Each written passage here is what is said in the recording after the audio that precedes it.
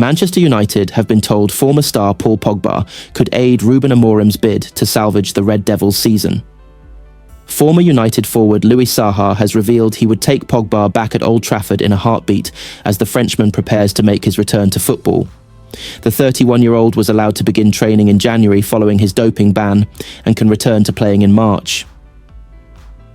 Pogba received an 18-month ban after testing positive for non-endogenous testosterone in September 2023, and in November 2024, the midfielder parted ways with Juventus via mutual consent. That, according to Saha, leaves United with an opportunity they can take advantage of as they deal with a number of injuries. The former Fulham, Everton and Newcastle striker reckons a move could be mutually beneficial and that Pogba, in search of rejuvenating his career, could offer quality, confidence, leadership and a guarantee for United head coach Amorim as his side languishes in the Premier League.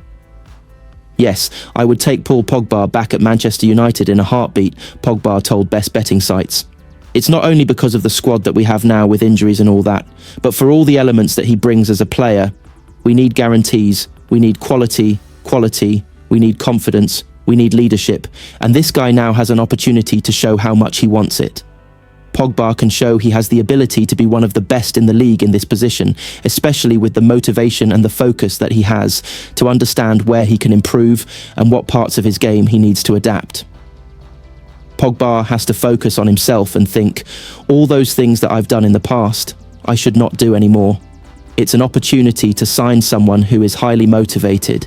He's going to obviously still have huge confidence about his ability. I'm sure that when he looks at this midfield at United, he has a different type of vibe in his game. So definitely it's an easy fit. I think that he will communicate with the manager. He would be humble after the situation. He's been injured. He's been banned.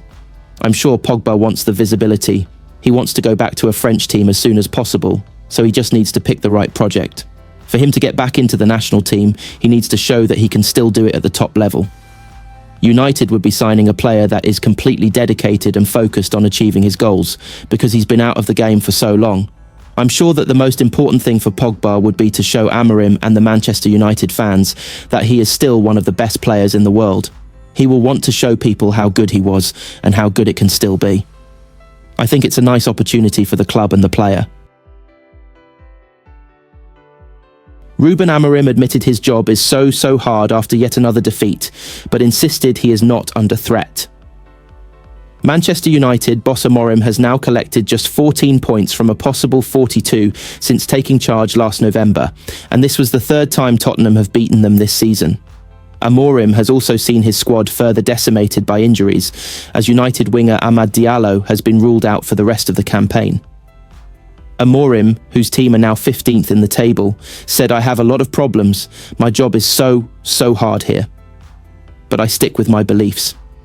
We just need to face it and not run away. That is my feeling. I am not worried. I understand our fans, what the media think about it. I hate to lose. That feeling is the worst. It's hard to face the fans in this moment. But we are doing everything. I'm doing everything. The rest I am not thinking about. I am here to help my players. I understand my situation, my job. I am confident in my work, and I just want to win games. The place in the table is my worry. I am not worried about me." James Maddison got the winner and took aim at TV pundit Roy Keane, who this week criticised the Tottenham midfielder for not being a difference maker.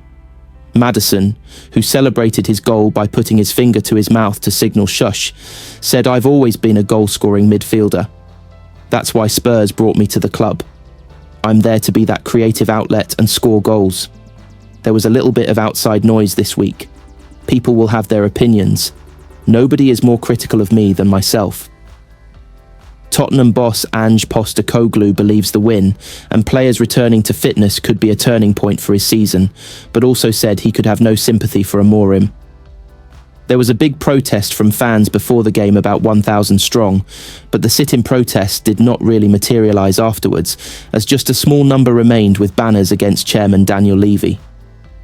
Postecoglou said, "If I check my office, I don't have any sympathy cards from other managers, so that hasn't happened. It's unacceptable that we're in the position we are.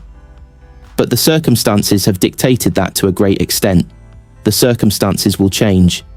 The guys who came back in today will improve and make us stronger. There's still 2 or 3 more on the horizon who will also come back. That gives us an opportunity before long.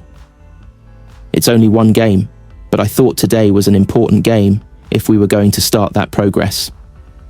Getting 3 points makes us think, okay, it's starting to make an impact too. Bruno Fernandes has played every minute for Manchester United so far in 2025, but what is interesting isn't the amount of time the club captain is spending on the pitch, but where he is spending it. Fernandes has always been undroppable at United, not simply because he has the armband on, but because of his influence on the team as the most potent attacking weapon. But that is something Ruben Amorim has begun to sacrifice.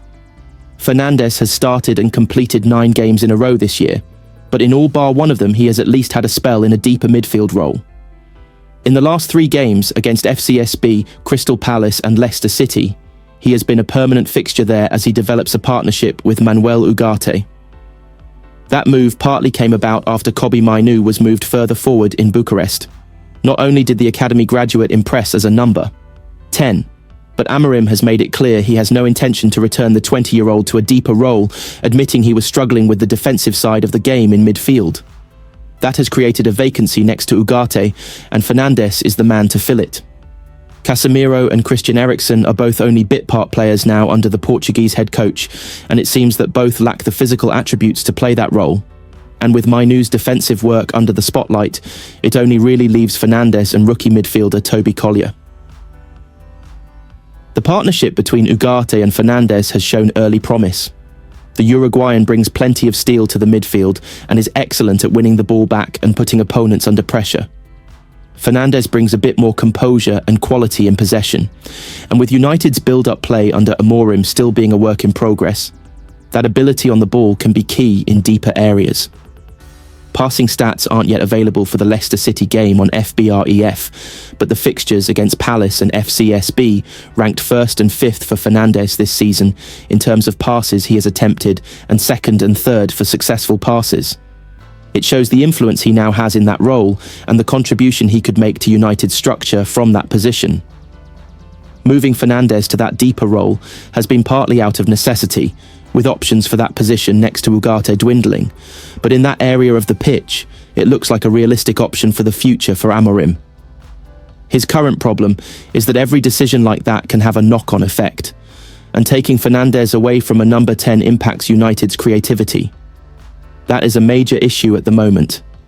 Amad, Mainoo, and Alejandro Garnacho have filled those roles behind the striker lately, but they don't yet offer the same reliability and consistency as Fernandes as an attacking weapon. The 30-year-old's record of 88 goals and 78 assists in 269 games for the club is outstanding, but most of those contributions come from attacking midfield. In time, United might be able to replace them, and Fernandes will still contribute from deeper, both in open play and from set pieces. Amad has the potential to be a major source of goals and assists, and Garnacho has been this season, although he has yet to make one of those inside roles his own under Amorim. Mainoo showed in that Europa League game in Bucharest that he has real strengths to bring to an attacking role, notably his ability to work in tight areas and manipulate the ball. He got on the score sheet in that game and had at least one other good chance, but his momentum stalled when he pushed up to the striking role against Palace. Right now, Mainoo, Amad and Garnacho are works in progress.